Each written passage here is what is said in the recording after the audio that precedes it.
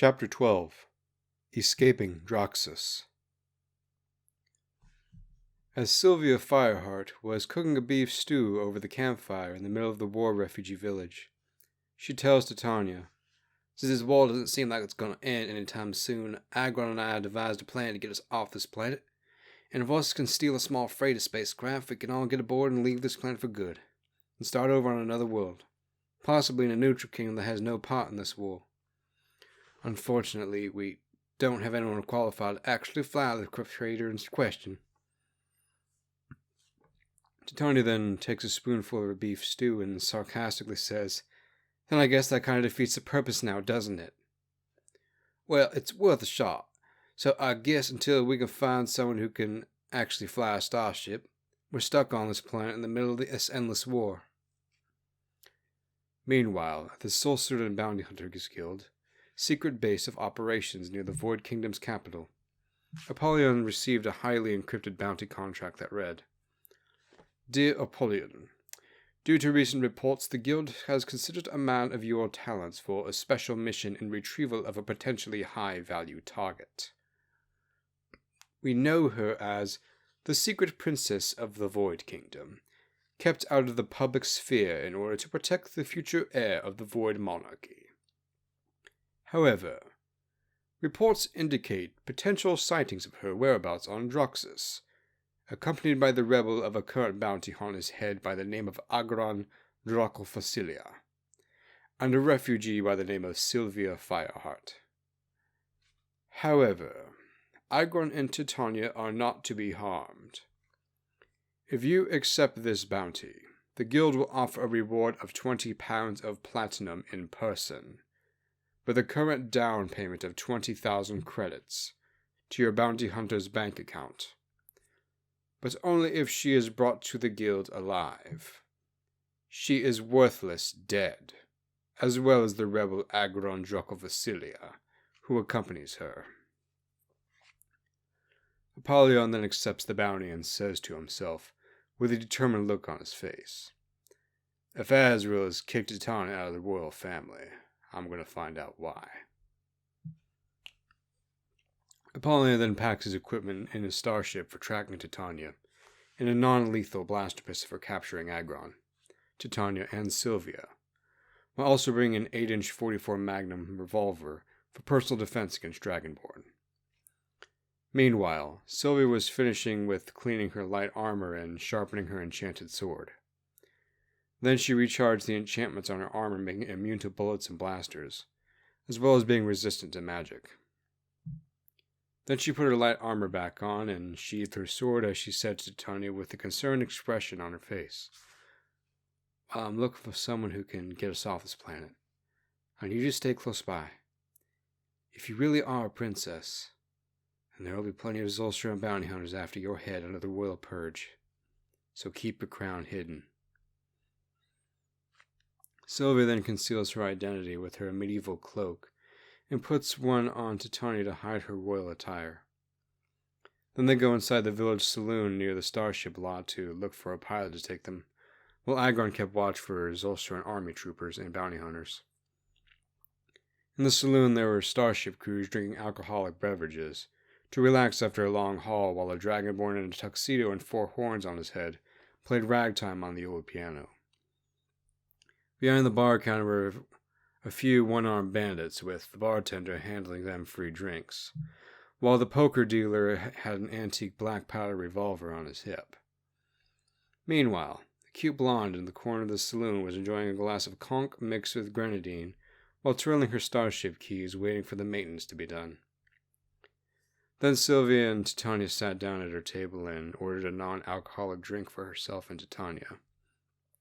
Then the cute blonde asked us, with a smug look on her face, "Let me guess, looking for a place off this planet?" Sylvia then takes a sip from her drink and replies, "Yes, I'm looking for someone who knows how to fly a starship." "I bet you are. But just for the record, I don't take hitchhikers without compensation." Sylvia then puts a Zulster and golden coin on the table, but the cute blonde girl just chuckles and said, I appreciate the effort, but gold is worthless in my kingdom, and I don't have much of a need for Zulshuran currency, because I'm not a Zulshuran citizen. Perhaps something more valuable like steel coins or stainless steel plates, which hold their value much better in my kingdom due to their rarity. Sylvia then takes the golden coin back and puts Agron's steel in the medallion on the table and slides it towards the girl's side of the table. Then she flips the medallion in awe and says, "That's worth a good 8,000 Fey Kingdom marks. I can tell you're not alone if you're willing to part with this much money. My starship would have maintenance and refueling done in 2 hours. And meet me in the starship lot by then. The starship name is the Namor Express." Sylvia then orders a plate of garlic fries and asks, "So what brought you to this waste of a planet out of all places?" The blonde girl then finished her drink, flipping her cup upside down, and said, "I was running low on fuel and my starship needed repairs. So I stopped here on my way home after visiting my sister Edenthiel in the Lunar Queendom on Celestia." Titania then asked with a surprised look on her face to the cute blondie, "By Edenthiel, do you mean Edenthiel with the last name of Namor?" "Of course, she's my big sister. Do you know her or something?" "Yes, she's my royal..." Sylvia then covers Titania's mouth with a nervous laugh and says, "That she means to say is that she's a good friend of hers and has known her for quite some time." The cute blonde girl then hands the steel medallion back to Sylvia and says in a more gleeful manner, "Well, if you're good friends with my big sister, you can ride in my starship for free. By the way, my name's Philomena. I don't think we've met before, although your face does seem very familiar, as if I've seen you with my sister some time before." As Apollyon was cruising in his starship towards Draksus with a big iron blaring on the interstellar radio, he loaded his 44 Magnum revolver with hollow points and put a power cell inside his blaster pistol. Before he gets out of his starship to look for Titania and Agron, he straightens his cowboy hat and conceals his revolver inside of his vest. That's when Agron goes inside the saloon to warn Sylvia short of breath. "There's a top-grade bounty hunter here. We have to leave, right now." As Apollyon got out of his starship, he activated the biological tracking beacon and put a strand of Titania's hair in it, and started tracking her position. That's when he started walking down Main Street and entered the saloon and pointed his blaster pistol at the back of Agron's head and said in the stone cold, "Agron, you can turn yourself in, or I can turn you in cold. Your pick." Agron then said to Apollyon without turning his head and under his breath, "Are you threatening me, Zulshuran?" As everyone in the saloon turns their eyes towards Apollyon and Agron. Then a group of Zulshuran army troopers draw their carbines and set to semi-auto and take aim at Apollyon as the sergeant orders, "Drop your weapon! You're surrounded! 8-1! Apollyon then flashes his bounty hunter's badge and contract as the soldiers lower their weapons. And Apollyon says, while looking away from the sergeant in a more serious tone, "I like those odds. Now what'll it be, Agron?" asked Apollyon while pulling the electromagnetic hammer back on his blaster pistol. That's when Agron's arm turned into a dragon's arm and backhanded Apollyon's blaster out of his hand and started a fist fight out of the front door of the saloon and grappling on the ground of the town square. Then Apollyon kicks Agron off himself while transforming into a dragon.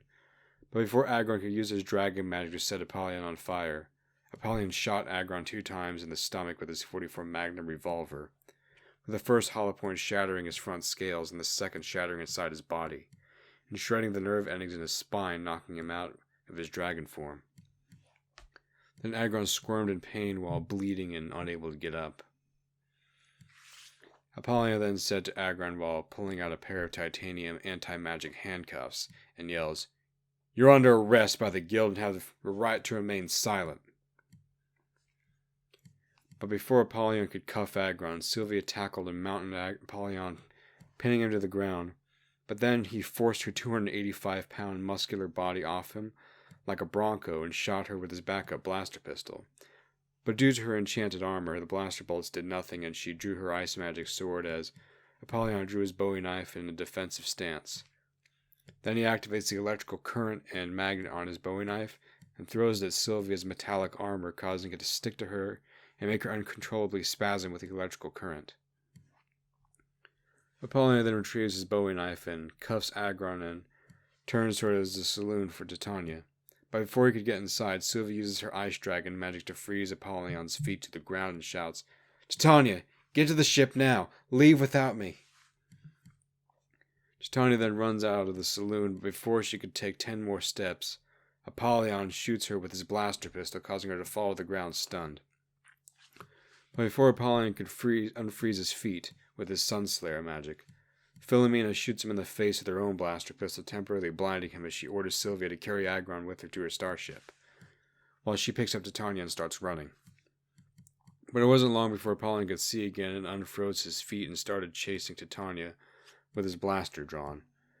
But before he could get in range to hit Titania for a second time, she already boarded Philomena's starship and closed the airlock as the ship took off.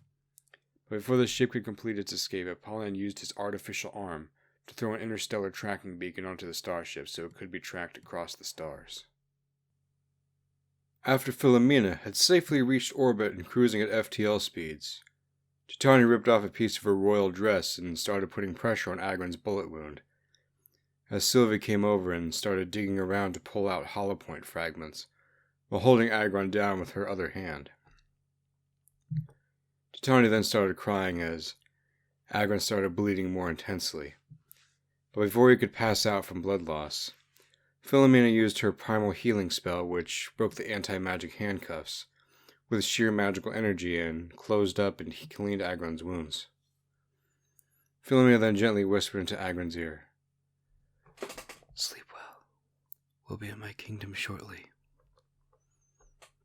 Sylvia then looks into Philomena's innocent eyes with wonder and says, "Apart from us being absolute strangers, you've done more for me now than anyone else has ever done for me. It's really a shame I'll never be able to pay you back for it." Philomena then curtsies and answers sweetly, "Generosity seeks no reward. As Nemorian and user of love magic, I can feel the feelings of others' hearts. I couldn't leave you heartbroken. There's nothing more damaging to the soul than a broken heart. Now, we'll be arriving in my kingdom shortly, so prepare yourself. Queen Abigail is expecting my arrival." Philomena then lends her starship on Queen Abigail's landing pad, with Abigail awaiting Philomena outside the palace doors, and says in a cordial manner while holding her gemstone-covered scepter, "If it isn't my good friend Philomena. Come, let us enjoy each other's company and discuss your adventures in the faraway lands across the stars."